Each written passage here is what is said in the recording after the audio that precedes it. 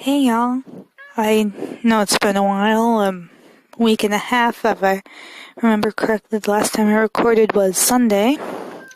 By the way, you'll have to excuse, I don't know if you can hear that meowing, but my lovely kitty Shadow is joining us tonight, at least for now. We'll see how long that lasts. He's kind of fickle that way, and so you'll have to excuse some brief interruptions for the black kitty of the night.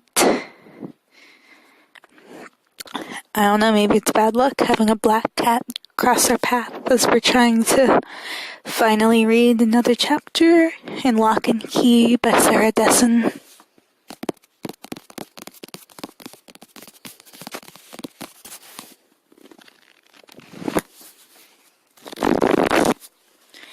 If you're listening to this and you enjoy these, in the comments, could you let me know if you want me to read another book after this, or I kind of want to focus more on more ASMR type of role plays, or other videos. I have some ideas for like theory videos on movies and such. I have a lot of things I could do, so let me know in the comments below what you want to see or hear from me.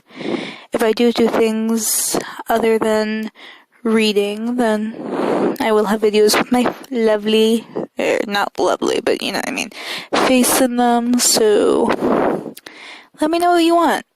I could even dabble in some Reddit reading, if that's what y'all are into.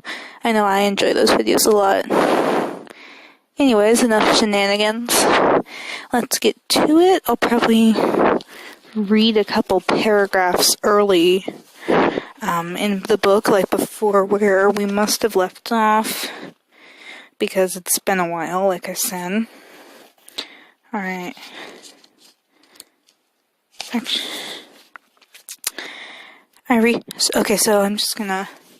So Ruby and Nate are in Ruby's old house after Ruby kind of tricked Nate into, giving her a ride there. Alright. I reached up, wiping my eyes, and looked back out at Nate, who was sitting behind the wheel of his car, a cell phone to his ear. God only knew what he was thinking. I looked down at my clothes, knowing I couldn't bring them with me, even though the few things in the next room, and that beat-up, broken-down Subaru were all I really had. As I dropped them onto the table, I told myself I'd come back for them and everything else, just as soon as I got settled. It was such an easy promise to make. So easy that I could almost imagine another person saying the same thing to themselves as they walked out that door, believing it too. Almost. Alright, so that's where we left off. I don't know why I'm stalling. Let's continue reading. We'll see how far I get, but if memory serves, after about half an hour or so, my voice starts to get really tired. So maybe I'll stick to about half an hour. That's about half a chapter from now on. Alright, let's go. I was not looking forward to the ride home, as God only knew what Nate would say to me, or how I would dodge the questions he would inevitably ask. So I decided, as I locked the door behind me, to go with the route I knew well, complete and total denial. I'd act like nothing out of the ordinary had happened, as if this trip was exactly what I had expected it to be. If I was convincing enough, he'd have no choice but to see it the same way. I was all casual as I walked back to the car, playing my part. When I got in, though, I realized it wasn't even necessary. He still had the phone clamped to his ear and didn't even glance at me as he shifted into reverse, backing away from the house. Sorry, I got a cough drop in, because I knew this is going to make my throat hurt, but it's not the most convenient to read this, so you have to bear with me. While he was distracted, I took one last look at the window into my mom's room. Talk about denial. Even from a distance and emotion, I could tell there's no one inside. There's something just obvious about emptiness, even when you try to convince yourself otherwise. It's not a problem, Nate said suddenly, and I glanced over at him. He had his eyes on the road, his mouth a thin line as he listened to whoever was speaking. Look, I can be there in 10 minutes. Maybe even less than that. I'll just grab it from her and... Whoever it was cut him off, the voice rising enough that I could hear it, though not make out specific words. Nate reached up, rubbing a hand over his face. I'll be there in 10 minutes, he said, hitting the gas as we turned back onto main road. No, he trailed off. I just had to run this errand for school. Yes. Okay. He flipped the phone shut, dropping with a clank into the console between our seats. Problem? I said. Nah, he said, just my dad. He's a little controlling about the business. You forgot to frost some cupcakes? He glanced over at me, as if surprised I was capable of humor. Something like that, he said. I have to make a stop on the way home, if you don't mind. It's your car, I said with a shrug. I don't like how I said that. I'm going to redo it, and then just leave this part in. It's your car, I said with a shrug. As we emerged onto the highway, the phone rang again. Nick grabbed it, glanced at the display, and then flipped it open. Hello? Yes, I'm on the way. On the highway. 10 minutes. Sure. Okay. Bye. This time, he didn't put the phone down, instead just keeping it in his hand. After a moment, he said, It's just the two of us, you know, living together, working together. It can get kind of intense. I know, I said. Maybe it was because my mother was on my mind, but this came out before I even realized it, an unconscious, immediate reaction. It was also the last thing I wanted to be talking about, especially with Nate. But of course then he said, Yeah? I shrugged. I used to work with my mom. I mean, for a while anyway. Really? I nodded. What'd you do? Delivered lost luggage for the airlines. He raised his eyebrows, either surprised or impressed. People do that? What, you think they just get teleported to you or something? No, he said slowly, shooting me a look. I just mean, it's one of those things you know gets done. You just don't actually think of someone doing it. Well, I said, I am that someone. Or was, anyway. We were taking an exit now, circling around to a stoplight. As we pulled up to it, Nate said, So what happened? With what? The luggage delivery. Why did you quit? This time, I knew enough not to answer. Only a vague, just moved on. I said, that's all. Thankfully, he did not pursue this further, instead just putting on his blinker and turning into the front entrance of the Vista Mall, a sprawling complex of stores and restaurants. The parking lot was packed as we zipped down a row of cars, then another before pulling up behind an old green Chevy Tahoe? Tahoe? Towie? I don't know cars. Sorry. The back door was open, revealing an extremely cluttered back seat, piled with boxes and milk crates, which were in turn filled with various envelopes and packing materials. A woman with red hair coiled into a messy bun, wearing a fuzzy pink sweater, and holding a to-go coffee cup in one hand was bent over them, her back to us. Nate rolled down the window. Harriet, he called out. She didn't hear him as she picked up a crate, shoving it further back. An empty coffee cup popped out and started to roll away, but she grabbed it, stuffing it into another box. Harriet, Nate repeated. Again, no answer as she bent deeper over a crate. You're gonna have to be louder, I told him as he was barely speaking above a normal tone of voice. I know, he said. Then he took a breath, wincing slightly, and put his hand on the horn. He only did it once, and it was a quick beep. Still, the woman literally jumped in the air. Completely vertical, feet off the ground, coffee spilling out of the cup, backward splattering on the pavement. Then she whirled around, her free hand to her chest, and goggled at us. Sorry, Nate called, but you weren't. What are you doing? She asked him. Are you trying to give me a nervous attack? No. Pushed open his door, quickly climbing out and walking over there. Here, let me get that. It's these three? Are the crates too? All of them, the woman, Harriet, said, clearly still flustered as she leaned against the hose bumper, flapping a hand in front of her face. As Nate began to load the boxes into the back of his car, I noticed she was rather pretty and had on a chunky silver necklace with matching earrings, as well as silver rings. "He knows I'm a nervous person," she said to me, gesturing at Nate with her cup, "and yet he beeps! He beeps!" "It was an accident," Nate told her, returning for the last box. "I'm sorry." Harriet sighed, leaning back against a bumper and closing her eyes. "No," she says, "it's me. I'm just under this massive deadline, and I'm way behind, and I just knew I wasn't going to get to the shipping place before they closed, which is why you have us," Nate finished for her, shutting his own back door with a bang. "I'm taking them over right now. No worries. They all need to go ground, not next day. Show them I can't afford next day." "I know. And be sure you get the tracking information, because they're promised by the end of the week, and there's been bad weather out west." "Done," Nate told her, pulling his door open. Harriet considered this as she stood there, clutching her coffee cup. "Did you drop off that stuff at the cleaners yesterday?" "Ready on Thursday," Nate told her. "What about the bank deposit?" she asked. "Dad did it this morning. Receipt is in the envelope in your mailbox." Did he remember to lock it back?" "Yes. The key is where you said to leave it. Anything else?"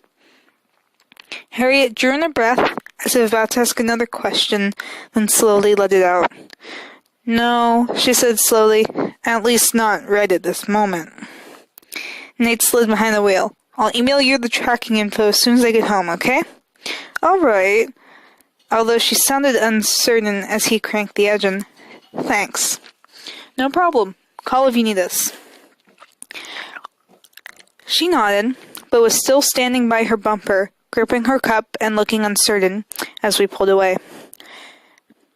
For some reason, when I read this, I always imagined this being in front of her house, not the mall. That's a benefit of reading aloud. I think you really notice things that you just kind of pass over, skim, while you're reading in your mind. Also, part of the reason it takes so much longer, I think, last time I read this, it took me like 5 hours to read straight through the whole thing, which I know is a little long. I was distracted. I was in a car full of kids, but, like, let's see, we've read, like, 3 hours, and we're only in the 3rd or 4th chapter, maybe? Hold on, we're almost at the end of chapter 3. So, this is gonna take a while.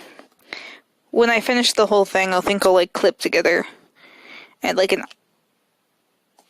audio thing of the whole thing. Or maybe not, we'll see. Haha. Alright. She nodded, but was still standing by her bumper, gripping her cup and looking uncertain as we pulled away. I waited until we turned onto the main road again before saying, "That's resting assured?" "No," Nate said, his voice tired. "That's Harriet." By the time we pulled up to Cora's, it was 5:30. Only a little over an hour had passed since he picked me up, and yet it felt like so much longer. As I gathered up my stuff, pushing the door open, his phone rang again. He glanced at the display, then back at me. "Dad's getting nervous," he said. "I better go. I'll see you tomorrow morning." I looked over at him, again taking in his solid, good guy looks and friendly expression. Fine, so he was a nice guy. Maybe not entirely the dim jock I'd pegged him at first glance. Plus, he had helped me out, not once, but twice. Maybe to him, this meant my previous feelings about a carpool would no longer be an issue. But I could not so easily forget Peyton earlier on the other end of the payphone line. How quickly she had turned me down at the one moment I'd really needed her. "Thanks for the ride," I said. Nate nodded, flipping his phone open, and I shut the door between us. I wasn't sure whether you had noticed I hadn't answered his question. Sorry, the "see you tomorrow morning" was a question. I think I said it as a statement anyways, or if he'd even care. Either way, by the time I was halfway down the walk, he was gone. Earlier that morning, after we'd set up my schedule, Jamie headed off to work, and Mr. Thackeray started to walk me off to my English class. We were about halfway there when I suddenly heard Jamie calling after us, "Hold up!" I turned around, looking down the hallway, which was rapidly filling with people streaming out of their first class. and spotted him bobbing through the crowd. When he reached us, slightly out of breath, he smiled and held his hand out to me, gesturing for me to do the same. My first instinct was to hesitate, wondering what else he could possibly offer me. But when I opened with my hand, palm flat, and he dropped a key into it, it seemed ridiculous to have expected anything else. "In case you beat us home," he said. "Have a good day." At the time I nodded, closing my hand around the key and slipping it into my pocket, where I'd totally forgotten about until now, as I walked up to the front door of the house and pulled it out. It was small, and on a single silver fob, with the words "Wildflower Ridge" engraved on the other side. Weird how it had been there all day, and I hadn't even felt or noticed it. The one around my neck I was always aware of, both its weight and presence. Maybe this was because it was closer to me, where it couldn't be missed. Cora's door swung open almost soundlessly, revealing the big, airy foyer. Like at the Yellow House, everything was still and quiet, in a different way. Not untouched or forgotten, but more expectant. As if even the house knew the difference between someone simply stepping out for a while and being gone for good. I shut the door behind me. From the foyer, I could see into the living room, where the sun was already beginning to sink into the sky, disappearing behind the trees, casting that special kind of warm light you only get right before sunset. I was still just standing there watching this when I heard a tippity-tapping noise coming from my left. I glanced over. It was Roscoe, making his way through the kitchen. When he saw me, his ears perked up straight on his head. Then he sat down and just stared at me. I stayed where I was, wondering when he was going to start barking at me again, which, after starting a new school and breaking into my own house, was going to be the last thing I could take today. Thankfully, he didn't. Instead, he just began to lick himself, loudly. I figured this signaled it was safe to continue on to the kitchen, which I did, giving him a wide berth as I passed. On the island, there was a sticky note, and even though it had been years since I'd seen it, I immediately recognized my sister's super neat handwriting. Each letter so perfect you had to wonder if she'd done a rough draft first. J. It said, "Lasagna's in the fridge. Put it in, $3.50, as soon as you get home. See you by 7 at the latest. Love, me." I picked the note up off the counter, reading it again. If nothing else, this made it clear to me my sister had, in fact, finally gotten everything she wanted. Not just the things that made up the life she no doubt dreamed of, the house, the job, the security, all those nights in her shared room, but someone to share it with, to come home to and have dinner with, to leave a note for. Such simple, stupid things. And yet in the end, they were the true proof of a real life. Which was why, after she'd worked so hard to get here, it had to really suck to suddenly have to have me drop back in at the very moment she'd started to think she'd left the old life behind for good. Oh well, I thought the least I could do was put in the lasagna. I walked over to the oven and preheated it, then found the pan in the fridge and put it on the counter. I was pulling off the saran wrap when I felt something against my leg. Looking down, I saw Roscoe had at some point crossed the room and was now sitting between my feet, looking up at me. My first thought was he had peed on the floor and was waiting for me to yell at him. Then I realized he was shaking, bouncing back and forth slightly from one of my ankles to the other. "What?" I asked him. In response, he burrowed down farther, pressing himself even more tightly against me. All the while, he kept his big bug eyes on me, as if pleading, but for what, I had no idea. Great, I thought, just what I needed. The dog dies on my watch, thereby officially cementing my status as a complete blight on the household. I sighed, then stepped carefully around Roscoe to the phone, picking it up and dialing Jamie's cell phone number, which was at the top of a list posted nearby. Before I was even done, Roscoe had shuffled across the floor, resituating himself at my feet, the shaking now going at full force. I kept my eyes on him as the phone rang twice, and then, thankfully, Jamie picked up. "Something's wrong with the dog," I reported. "Ruby?" he said. "Is that you?" Yes, I swallowed. An example for you there, in case you don't know what swallowing sounds like. And coughing. I'm just exampling all the bodily functions for you. This is informational. This can replace your school. I'm educational. Enjoy. Anyways, looking down at Roscoe again, who in turn scooted closer, pressing his face into my calf. I'm sorry to bother you, but he's just acting really sick or something. I didn't know what to do. Sick? Is he throwing up? No. Does he have the runs? I made a face. No, I said, at least I don't think so. I just came home and Cora had left this note about the lasagna, so I put it in and, oh, he said slowly. Okay, it's alright. You can relax. He's not sick. He's not? Nope. He's just scared. Of lasagna? Of the oven, he sighed. We don't really understand it. I think it may have something to do with this incident involving some tater tots and the smoke detector. I looked down at Roscoe, who was still in full-on tremulous mode. You had to wonder how such a thing affected a little dog like that. It couldn't be good for his nervous system. So, I said as he stared up at me, clearly terrified, how do you make it stop? You can't, he said. He'll do it for the entire time the oven's on. Sometimes he goes and hides under a bed or the sofa. The best thing is just to act normal. If he drives you too crazy, just shut him in the laundry room. Oh, I said as the dog rearranged himself, wedging himself between my shoe and the cabinet behind me. Okay. Look, I'm breaking up, he said, but I'll be home soon.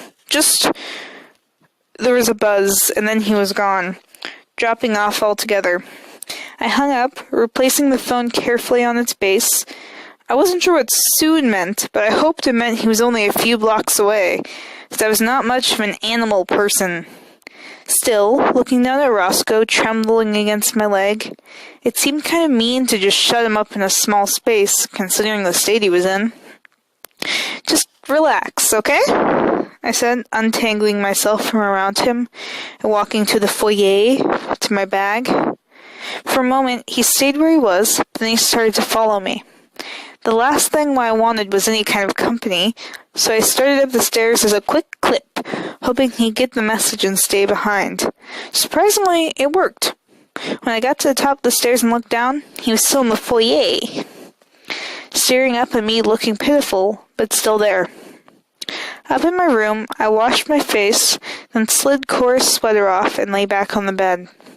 I didn't know how long I was there, staring out the windows at the last of the sunset, before Roscoe came into the room. He was moving slowly, almost sideways, like a crab. When he saw that I'd noticed him, his ears went flat on his head, as if he was expecting to be ejected, but couldn't help taking a shot anyway. For a moment, we just looked at each other. Then, tentatively, he came closer, then a bit closer still, till finally he was wedged between my feet, with the bed behind him.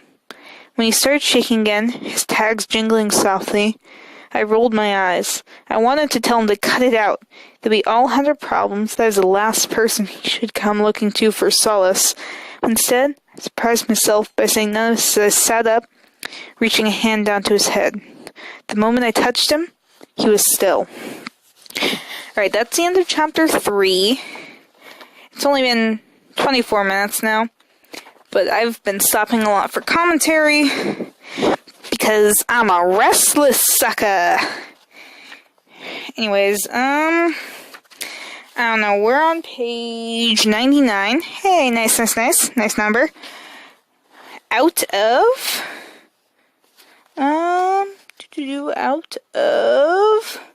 like 420-something. Alright, so we're almost a fourth of the way through the book, and it's been, 4 or 5? This is the 5th part, I think. Yeah, the 5th part. Alright. I'm gonna read for a few more pages, get it to an even, 30 minutes. And then I'll probably talk for a while, but Alright. Chapter 4. At first, it was just a rumbling, punctuated by the occasional shout. The kind of thing you're aware of, distantly, and yet can still manage to ignore. Right as my clock flipped over to 8, though, the real noise began. Sorry. I sat up in bed, startled, as the room suddenly filled with the clanking of metal hitting rock. It wasn't until I got up and went out to my balcony and saw the backhoe that it all started to make sense. Jamie! I glanced to my right, where I could see my sister, in her pajamas, standing on her own balcony. She was clutching the railing, looking down at her husband, who was on the back lawn looking entirely too awake, a mug of coffee in his hands and Roscoe at his feet. When he looked up and saw her, he grinned. Great, right? He said, you can really visualize it now. Most of Cora's response to this was lost in the ensuing din as the backhoe dug out once more onto the lawn, scooping up more earth from within Jamie's circle of rocks and swinging to the side to dump it on the already sizable pile there. As it moved back, gears grinding to go in again, I just got the end where she was saying, Saturday morning when some people might want to sleep. Honey, it's the pond, though, Jamie replied, as if he had heard every word. We talked about this, remember? Cora just looked at him, running a hand through her hair, which was sticking up on one side. Then, without further comment, she went inside. Jamie watched her go, his face quizzical. Hey, he shouted when he saw me. The backhoe dug down again, with an even louder clank. Pretty cool, right? Don't you think? If we're lucky, we'll have it lined by tonight. I nodded, watching as the machine dumped another load of dirt onto the pile. Jamie was right. You could really picture it now. There's a big difference between a theoretical pond and a huge hole in the ground. Still, it was hard to imagine what he wanted. A total ecosystem, a real body of water with fish and everything, seeming at home in the middle of such a flat, square yard. Even the best landscaping would still look as if it had fallen from the sky. Back inside, I flopped back into bed, although sleeping was clearly no longer an option. Hard to believe that the previous Saturday I'd been at the Yellow House, waking up on the couch with our old moldy Afghan curled around me. I'm sorry, I just dropped my book. Alright. Fast forward a week, here I was at Cora's. My basic needs were certainly being met, running water, heat, food, but it was so strange to be here. Everything felt so temporary, including me, that I hadn't even unpacked yet. My bag was still right by the bed, where I was living out of it. Like I was on vacation! About to check out at any moment. Alright. Sure, it meant the little bit of stuff I had was that much more wrinkled, but rolling over every morning and seeing all my worldly possessions right there beside me made me feel somewhat in control of my situation, which I needed, considering that everything else seemed completely out of my hands. The bus, Jamie said that first night, when he mentioned Nate picking me up, and I told him I'd prefer alternate transportation. Are you serious? There isn't a Perkins Day bus in the morning, Cora said from across the table. They only run in the afternoon to accommodate after-school activities. Then I'll take the city bus, I said. And go to all that trouble, Jamie said. Nate's going to Perkins anyway, and he offered. He was just being nice, I said. He doesn't really want to drive me. Of course he does, Jamie said, grabbing another roll from the basket between us. He's a prince. And we're chipping in for gas. It's all taken care of. The bus is fine, I said again. Cora, across the table, narrowed her eyes at me.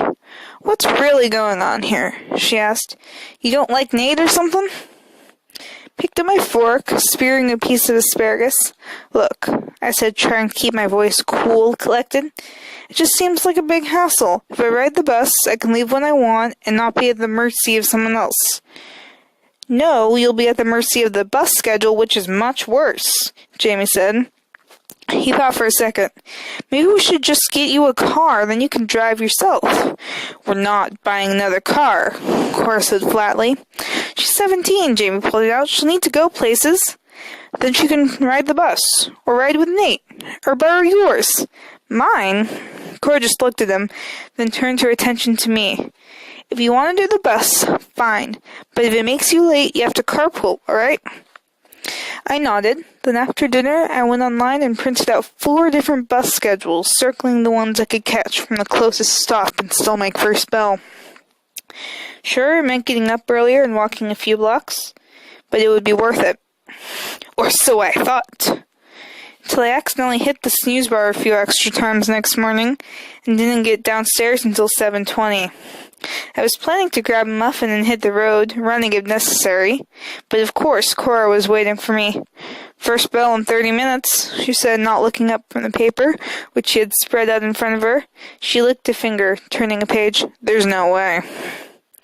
So 10 minutes later, I was up by the mailbox, cursing myself, muffin in hand, when Nate pulled up. Hey, he said, reaching across to push the door open. Change your mind. That was just the thing, though. I hadn't.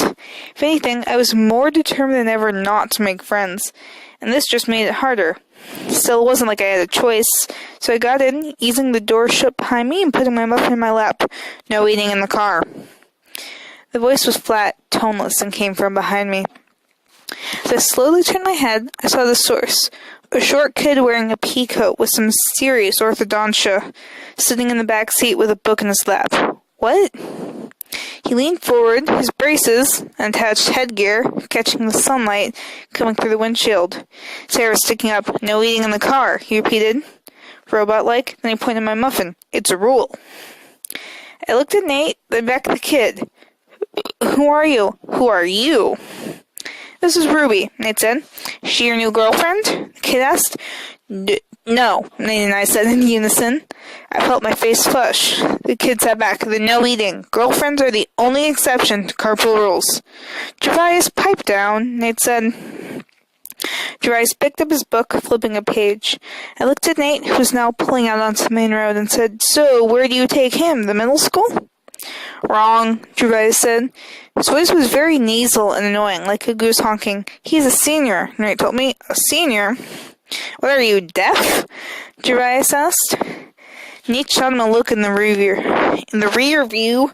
Gervais is accelerated, he said, changing lanes. He goes to Perkins in the morning, and afternoon he takes classes at the U. Oh, I said, glancing back at Gervais again, but he ignored me, now immersed in his book, which was big and thick. Clearly a text of some kind. So, do you pick up anyone else? We used to pick up Heather, Gervais said, his eyes still in his book. But when she and Nate were together, she got to eat in the car. Pop-Tarts, usually blueberry flavor. Beside me, Nate cleared his throat, glancing out the window. But then, a couple weeks ago, Gervais continued in the same flat monotone, turning a page. She dumped Nate. It was big news. He didn't even see it coming. I looked at Nate, who exhaled loudly. We drove on for another block, and they said no, we don't pick up anyone else. Thankfully, this was it for conversation. When he pulled into the parking lot 5 minutes later, Gervais scrambled out first, hoisting his huge backpack over his skinny shoulder, and taking off towards the green without a word to either of us. I'd planned to follow him, also going my own way, but before I could, Nate fell into step behind me. It was clear this just came so easily to him, our continuing companionship assumed without question. I had no idea what that must be like. So look, he said, about Gervais. He's charming, I told him. That's one word for it. Really, though, he's not. He trailed off suddenly as a green BMW whizzed past us, going down a couple rows and whipping into a space. A moment later, the driver's side door opened, and the blonde from my English class, in a white cable sweater, sunglasses parked on her head, emerged, pulling an overstuffed tote bag behind her. She bumped the door shut with her hip and started towards the main building, fluffing her hair with her fingers as she walked. Nate watched her with a moment, then coughed, stuffing his hand in his pockets. Really what? I asked. What's this? What's that? He asked. Ahead of us, the blonde, who I now figured out was the infamous blueberry Pop-Tart eating Heather, was crossing to a locker, dropping her bag at her feet. Nothing, I said. See you around. Yeah, he replied, nodding, clearly distracted as I quickened my pace, finally able to put some space between us. See ya. Well, that's as good a place as any to stop. It doesn't seem like there's a real natural break coming up. On page 105, we're 35 minutes in. That's a good distance. I'll try and do another one tomorrow. Yeah, that should work. I'll try and do another one tomorrow. Try and have a more consistent upload schedule. I think I might try and read, let's say, 3 days a week, and then maybe do a non-related video 1 day a week. I'll try and read more tomorrow, and then we'll see what happens from there, alright? But yeah, like I said earlier, let me know what you want to see from me from now on. If you like this book, if you don't like this book, if I should read a different book by the same author when I'm done, a different book by a different author, if you have a specific recommendation, or, if you want me to do something completely different. I love all these, creative ASMR roleplays out there. People are dragons, people are things from shows, people are vampires, kidnappers, all sorts of cool things, and honestly, I really like doing makeup. It's fun, and I could do a lot of cool things, and then also, I have theory videos and LGBTQ plus videos. This is my time of coming out to you. I am very gay. Anyways. Yeah, so, let me know what you want to see. Feel free to follow me on any social media. Links are going to be in the description. And subscribe, comment if you like. I'll be back. Alright. Bye. See you guys. Thanks for listening. Bye. Hey y'all. I know it's been a while, week and a half, if I remember correctly. The last time I recorded was Sunday.